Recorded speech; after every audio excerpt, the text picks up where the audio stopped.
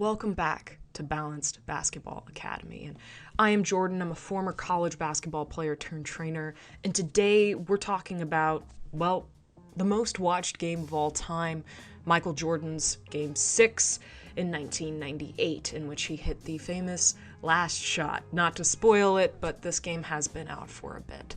And today we're going to take a look at an era of the basketball that isn't necessarily what we see today. There's not going to be very many three-point shots. There's going to be a lot of mid-range, a lot of 1v1 work. And we're also going to see the triangle offense as popularized by Phil Jackson. There's going to be a lot of different things about this game that you may not see when you flip on the TV and watch the NBA today. Regardless, there's still a lot to be gained from watching this game and breaking it down in full, and that is what we're doing in this video right here. So let's get into it. So it takes Michael Jordan about 10 minutes of runtime of this game right here to actually get his first shot off. And again, that's not to say that he didn't try to shoot prior to that or that he wasn't being aggressive, but he's just patient. And we take a look at the shot, and Michael Jordan has him trapped in the post area. One of the big issues with the Jazz here is that they are so hyper-focused on the ball or just finding their man that they don't realize that the greatest player in the world is sitting there with a beautiful post-up right on about the third hash mark, but again, there's no help defense on the back end. So after that, again, there's not a lot of help that comes. Jordan is easing into the shot nice and slow. I mean, again, just look at how much time he takes to just glide into this. He is not rushed. It's an easy shot. That fadeaway is something that he does time and time again. Very easy shot. It's a great rhythm shot for his first attempt and first make of the game. So I said that there wouldn't be a lot of three-pointers in this game. Well, Jordan's second bucket is a three, and it's an easy rhythm three at that, so I don't hate this necessarily. I think in a world, just a little aside, in which Michael Jordan played NBA basketball today, he would probably be fairly good at threes, considering his form is really solid, and it's just a matter of him practicing more so than it is him, not having the it factor or not. He could do it if he needed to, but in this case, there's a kind of a double screen action going on. Basically, there's a curl and a fade action, and it looks like Scottie Pippen is making that curl towards the basket. That's jammed completely. There's a good post-up he has on one of the smaller Jazz players that they could have maximized, but the issue is that everybody's too packed together, so as good as that post-up is, there is a more wide open man on the backside. That would be Michael Jordan, who's spacing to the three-point line. You can see his hand. He's going to point for the ball right here. He's holding up his hand. Hey, give me the ball. He sets, fires. He's got a really decent amount of space right there and hits that shot in rhythm. It's a really easy play right there and just a miscommunication.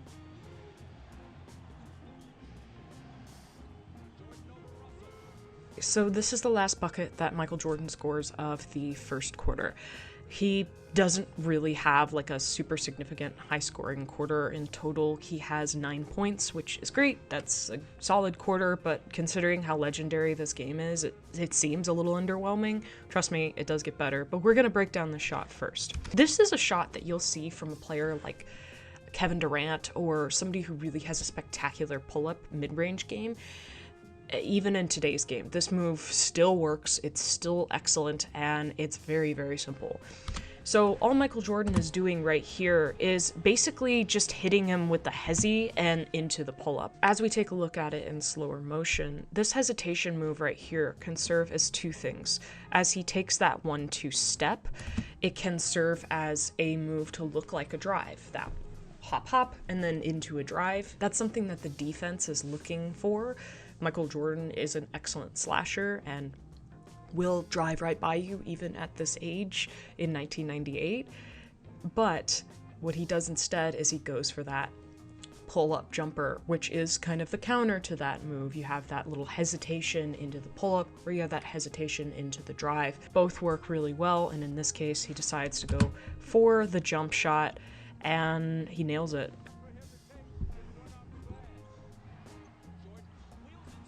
This is Jordan working that post-up game a lot. And again, a lot of his most popular shots are of him doing incredible things and slashing to the bucket. But as Michael Jordan got older, a lot of the things that he actually did were more back to the basket post moves as just a very large and athletic guard, which is something that actually, funnily enough, we see LeBron James doing into his later years, is working that post-up game more so than front facing to the basket, just powering through people. Not to say that LeBron doesn't do that now, or Jordan didn't do that then, but there's a little bit more of a shift in the balance. So Michael Jordan has the entire right side of the floor to himself. There is no kind of condensing of the court. Yes, these two guys are looking at him. They're looking over at the ball. They know that the ball is traveling in the air to Michael Jordan, so they're ball watching a little bit. Everybody on the backside that could care less. The problem is that they aren't actually giving significant help. Jordan has this guy between the second and third hash mark. That's pretty deep into the post, and there's no backside help. And there continues to be no backside help for basically the entirety of this possession. And so what Michael Jordan does is he just plays one-on-one and he cooks. It's not fair. NBA players, even at this time, and especially nowadays, playing one-on-one typically is going to lean towards the offensive player. And when you have Michael Jordan on the floor, it's definitely going to lean towards the offensive player. This is just a really good footwork move, right? He fakes the spin to his left, which would be a fadeaway. He kind of... He doesn't actually pump fake, but he does stop like he's going to do a fade to his right side instead. The defender is up in the air, they're off balance, and Jordan just does a step through. Really simple move, works still today. That's a post move right there. That's a post move, and Jordan is using it at 6'6", you know? You don't have to be 6'10" to know how to use post moves. Right here, there's a 2-on-1 situation. I believe that's Steve Kerr in the corner. There's Michael Jordan at the kind of mid-wing area, and there's one man having to guard them both because of a screen. So if we go back just a little bit, we can see that Jordan's man basically gets caught in a screen by Rodman right here as he's collapsing to try and guard the drive. He realizes, hey, I can't get out there now because that screen is played well. That's a really good play from Phil Jackson that was designed to do that, where they're faking the drive just so they can get that screen out, and they can get this 2-on-1 situation, which is essentially what a screen causes. It takes a defender out of the play. That's the goal. And right here, we have, I believe, John Stockton, again, right here, deciding, okay, do I guard Jordan or do I guard Kerr? And he decides, you know what, I'm going to let Jordan shoot this, and Jordan makes him pay for it.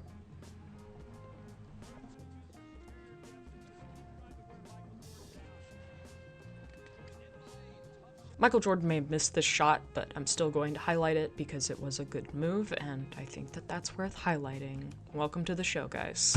So as you can see, he is isolated at the very top of the key, give or take.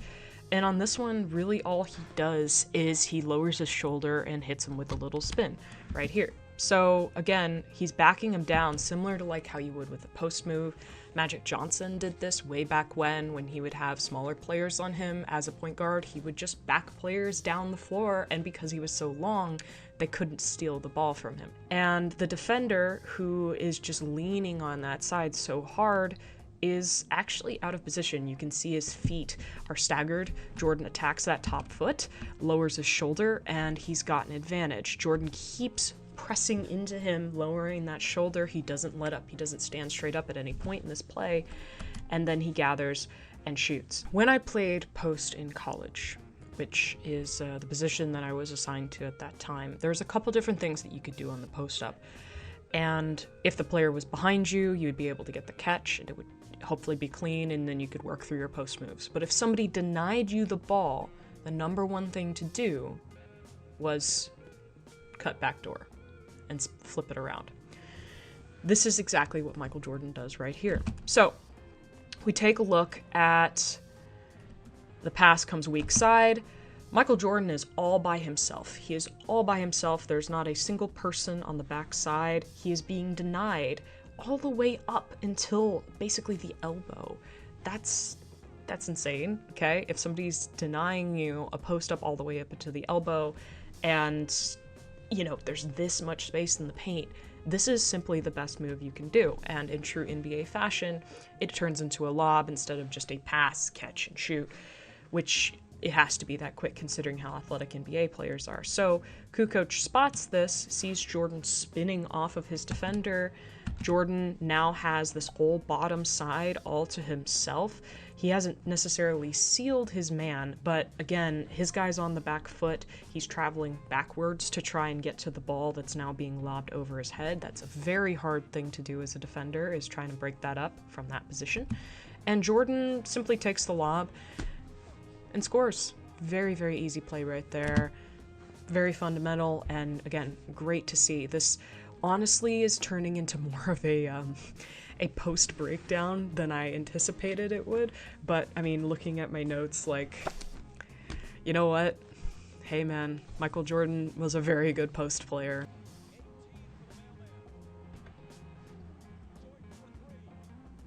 Again, when people say that Jordan wasn't a good three-point shooter, they're technically right, but that doesn't mean that he's not capable. I think it's more a matter of, this is the game that he grew up in, and three-pointers were not a priority, but he could put them in when he needed to. Right here, we're just going to break this down. It's a really simple play. We got that triangle offense, so it's a pass and screen away from Steve Kerr. Go back so you can see that right here. Kerr throws that pass into the post, decides to screen away, and Michael Jordan comes off that screen. There is no switch. Stockton is staying with Kerr, which is a bit of a mistake if you want to, you know, chase shooters. And the Jordan's defender, who I cannot tell who it is right now, sorry, the pixelization is something for real, is not skinnying up and trying to get through that screen or trying to get on the underside. This is a guard-to-guard screen, so in today's NBA, they would be a clean switch right there to deal with this. But in this case, there ends up being two people floating around Steve Kerr and no one floating around Jordan, and he gets a really solid three-point shot right off the catch.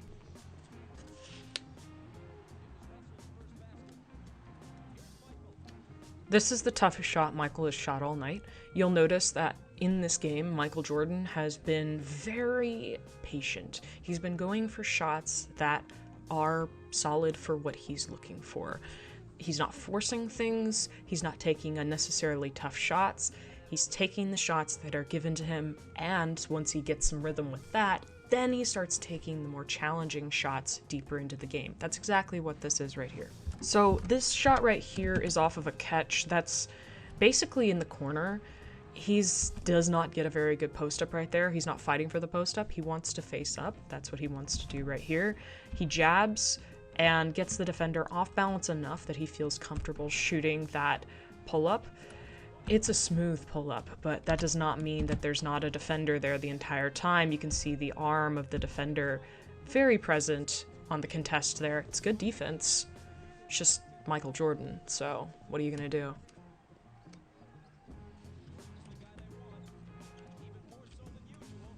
We are back in the post, everybody. Let's take a look at this. The Jazz are again opting for no help defense. They are deciding to leave Michael Jordan alone to play 1v1. Bad idea. Here's why. Michael Jordan, infinitely patient. John Stockton thinks about stunting to potentially get Jordan out of the situation. Jordan can notice that even though he's getting a reach in from his defender on his, what would be his right side, but on the left, on his right side, he notices that he can see everybody here. There's 1 player, 2 player, 3 player, 4 player, and 1 on his backside.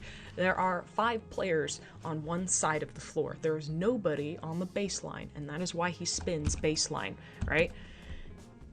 This player's not going to mess with him. Stockton's not going to mess with him. Malone's out of the picture, and his guy is all he has to shoot over. He can shoot over people. So that's what he opts to do. Instead of spinning what would be towards his left, towards the defenders, and probably getting fouled or just taking a super contested shot and missing, he doesn't actually factor in his defender. He's thinking about the help side instead.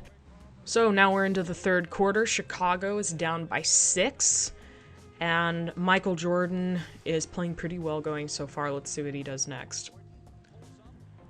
Another tough shot. Okay. So bear in mind, Michael Jordan knows exactly what his strengths are right here. Michael Jordan knows that he can pull up left-handed or right-handed probably better than anybody that the basketball game has ever seen. I think, again, one of the people who can rival Jordan as far as pull-up game goes is somebody like Kobe or Kevin Durant. It's not a very long list. With Michael Jordan here, he's realizing he needs to get his team going, and this is what a leader does. He's in rhythm, this is a good shot for him, but it is a very tough shot regardless. This is not an easy shot, but it is one he's very capable of making, and he does make right here. He misses the shot. That's okay. You can miss a shot, but you can do a lot of things right prior to that, and that's exactly what happens right here. So Jordan coming off of that curl, so there's a double screen on the baseline. We'll take a look at that right here. The double screen right there, neither his defender's trailing him, but his defender's not been caught by any of the screens, and Jordan realizes that he does have a lane to the basket if he's able to close that gap between him and Karl Malone close enough, and then maybe there would be a role for Dennis Rodman, but again, it's really easy to pause things and play pretend as to what could have happened in a play, so I'm trying not to do that. That could have happened, but again, there's a high chance that Karl Malone probably would have stepped up and he would have been doubled, unable to make this pass because Stockton would have been down low and there would have been a bunch of other things. Jordan right now is just looking to score, okay? That's pretty simple. On this one right here, because he has all this momentum headed in the other direction, we'll take a look at it right here again. He has all this momentum going the other direction and defender trailing him. His defender is anticipating that he's going to try and take advantage of that and shoot the shot. Jordan decides, nah, I'm going to pump fake. He steps, dribbles to get himself under his feet under him, and shoots a really solid jumper right there. He just misses it on the back iron. It's not a bad shot by any stretch of the imagination. In fact, it's probably one of the best shots he takes all night. He just happens to miss. So there's nothing more engaging than a post and a guard working off of each other so seamlessly in a play like this. And in this case, the post is Michael Jordan, the guard is Scottie Pippen. Jordan right now, ever patient, taking his time, and boom, he notices that Hornacek comes in for the help side. That's not good. That means that there's an open man. Helping on the strong side, or helping when you're only one pass away, especially against somebody who's a three-point shooter, not great. Scottie Pippen is not a three-point shooter though, so again, Hornacek gets away with it, but only kind of. Let's continue the play. So Jordan sees that double has come. He gives the ball wide open to a wide open Scottie Pippen. Pippen steps into the shot, pump fakes, and is like, you know what, I think I'm going to get it actually to my hot hand, Michael Jordan. Hornacek jumps out of the play, so both of those guys are out, and now Michael Jordan can play one-on-one, fake spin, bucket.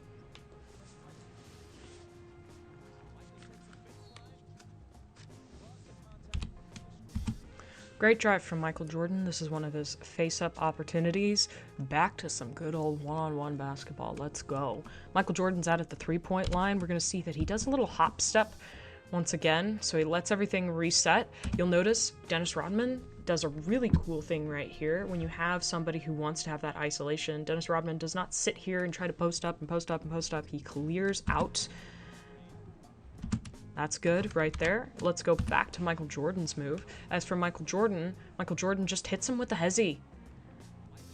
There's just that 1-2 hezzy. It's really, really simple. Michael Jordan didn't cook people with all kinds of crazy crossovers and weird moves. He did very simple moves to fake very simple attacks, or just to get the defense to pause for a split second, just a split second, and that's really all he needs. Then he lowers his shoulder and he goes into him. So here's that hezzy. Boom, gets his shoulder low. Look at how low his shoulder is compared to the defender. His head is lower than the defender's shoulders. That's a real good start right there. Gets by his guy, goes straight up. That's a great shot right there. Get some free throws. Here's another blow by right here. Michael decides to fake like he's headed towards the screen that is on his right side. You'll see it right here, the screen that's being held up. The defender can see that in the peripheral vision. Jordan decides to fake like he's going towards that screen, attacks the foot, stays low, and makes a really great attack right there. Gets some free throws on this one. He does miss these free throws like he missed a couple earlier. That's one of the things that you can say is a flaw of this particular game for him. Not his game. He was a good free throw shooter, but of this particular game, he missed some free throws that made this game very close, but ultimately it didn't matter. Alrighty, I've talked about this in my Kobe breakdown of his 81-point game. One of the most dangerous places you can be on the floor is the very top of the key. Michael Jordan right here decides to get that post up at the very top of the key. And when I talk about the top of the key, I don't mean past the three-point line. I mean right between the free throw line and the three-point line, give or take some. Michael Jordan faces up. He's looking at his options. The play is still going, through. There's still stuff happening. His man is basically just trying to keep Michael Jordan from doing anything crazy. And Jordan's standing straight up right here, which makes this even more incredible. So Michael Jordan fakes, basically. He doesn't necessarily fake the pass to his right side, but he decides to just rip through, and the defender is just sitting there flat-footed. Michael Jordan goes from standing up to lower than his shoulder right at the defender's hip. You can see it right there. Look at that. Within a second. That's just incredible. What do you do with that as a defense? You don't know what to do. Michael Jordan right here is looking at a potential screen from Dennis Rodman. He decides to reject the screen. This is a very popular move when you're being played really tight and the defender's anticipating the screen. Just reject the screen, and a lot of times they're going to get caught flat-footed and looking dumb. That's what Jordan does right here. He's patient, so he fakes the screen once, doesn't get what he wants, fakes the screen again, thinks about it, nope, I'm going to go again, and this time now he's got an advantage. Now he's got one player trailing him and one player directly on him on their backpedaling to try and guard him. Michael Jordan says, hey, free throws are nice too. Gets fouled, and he gets some free throws out of it.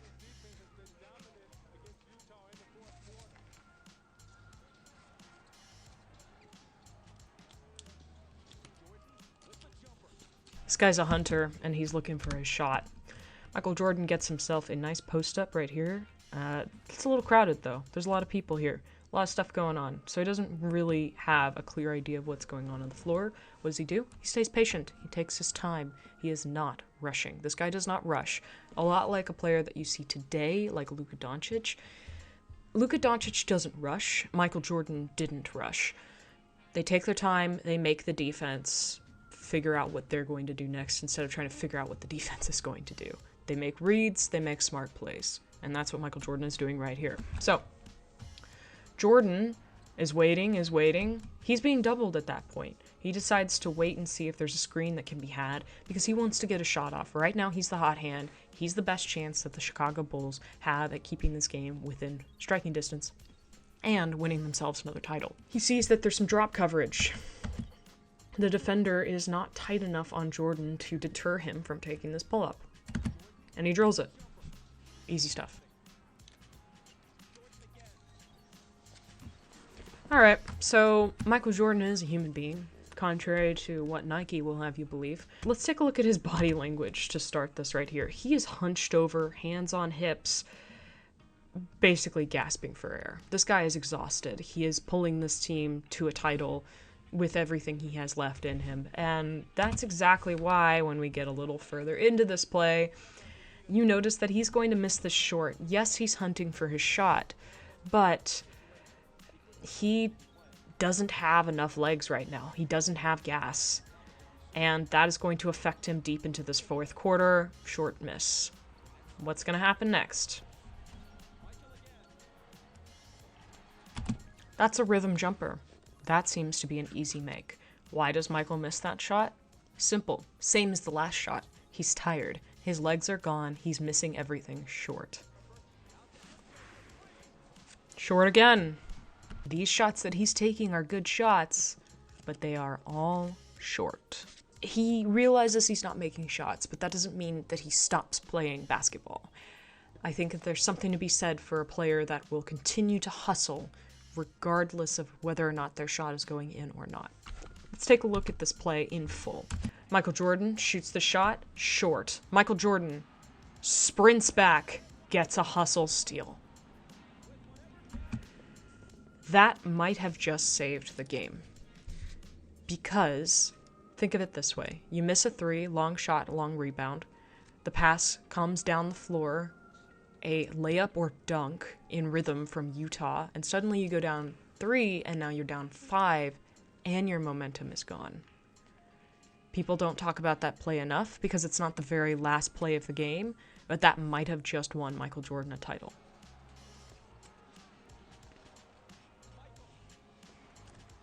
Tough shot. You can fill in the blanks, say it with me. The shot was short. This is the best thing you can do if you are shooting everything short. Get a layup. Drive. In this case, Michael Jordan decides, I'm going to drive. He gets fouled instead of getting a layup, but it works out because he does make both free throws. Sorry to spoil it for you. He rejects the screen. Once again, he keeps rejecting screens because he doesn't want to have to deal with drop coverage or anything like that. He says, hey, I want to get to the rack. Best way I can go is left. So he crosses over, drops his shoulder low, and dives inside to try and get that shot going. That's a really great way to get yourself back at it again, is drive. Get some free throws, get a break, breathe. Michael Jordan is not doing a lot of crazy moves. That hesitation is what he goes to every single time when he's facing up, and we're going to take a look at it again.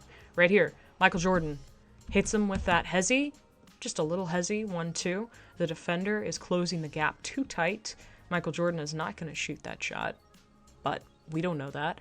And he drives. Look at how low his shoulder gets. He gets by his defender. He grabs that ball, holds it strong so it can't get stripped right here by, I believe that is Stockton. And Jordan gets a wide open shot before that baseline post-help defender can come. Layup.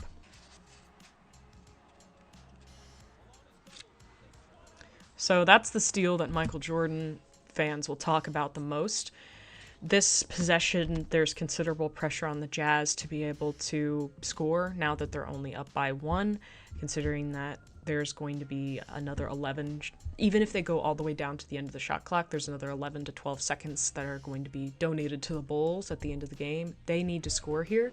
Michael Jordan comes from the weak side. He's leaving his guy right here. He doesn't care about this guy. Malone is not going to make that pass. And if they do, let him make the 3 at that point. Let him prove that they can do that. Jordan notices there's a guy with his back to the basket and his defender's out of the play. He makes a gamble and he wins. This is one of the few times where gambling actually turned out good for Michael Jordan. Now we're taking a look at the end of this game. 15 seconds to go. Michael Jordan is looking for that one-on-one opportunity. Right, bear in mind, he's exhausted at this point. The last couple of shots that he's tried to get have been drives because his legs are gone. Now, it's up to him to be able to turn this into a win. They're still down by 1, and they have the ball here. Nobody else is touching the ball. I can tell you that here and now if you're Michael Jordan. Ah, yes.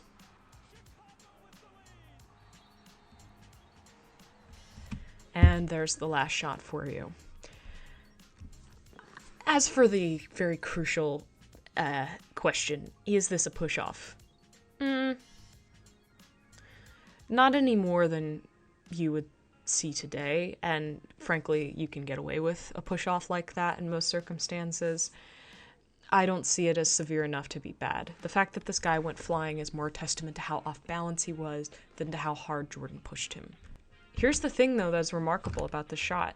Jordan's hitting a step back, and he still has the legs to get this thing to swish through after missing several jumpers in a row with them all being short.